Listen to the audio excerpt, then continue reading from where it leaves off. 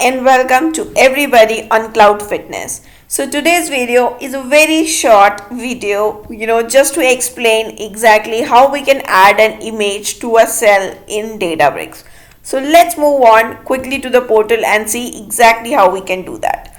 So for that purpose, essentially what you need to do is you need to grab any image that you want to put. What you can do is you can go to the data imports, right? At the home, in the home section, you can actually go to the data imports in the Databricks, click on the browse file and select the image that you want to display in the cell. So for example, let me say that I want to display this image, and then click on open, and you will actually see that your image is actually loaded to DBFS, to the file store, right? So just copy this particular link and then go to the Databricks notebook wherever you want to actually put that particular file, right?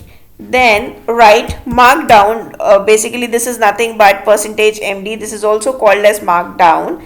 And then write, essentially you just need to just paste in your URL first, and then just type in the exclamation mark, and within the square brackets just write test underscore image, and then simply just close the bracket.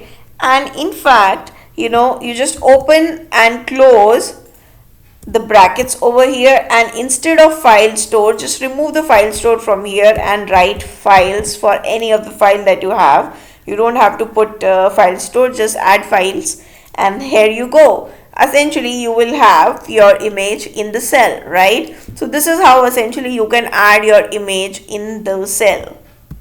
So this was just a short trick or just a short tip how you can add even the pictures in your notebooks and make it look a little more lively. So thank you so much for being till here, and do remember to like, subscribe and share my channel.